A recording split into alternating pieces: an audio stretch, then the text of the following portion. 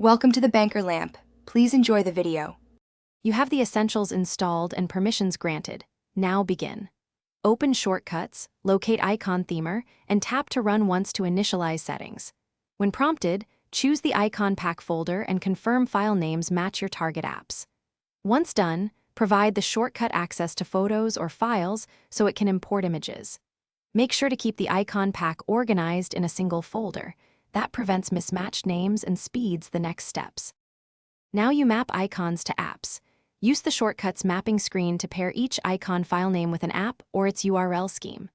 While mapping, set the image size and background color so icons align visually across your home screen. If you prefer review, toggle per app confirmation. Otherwise, enable bulk apply to speed things up. Once mappings are complete, preview a sample icon so you catch sizing or color issues before the system creates the custom shortcuts.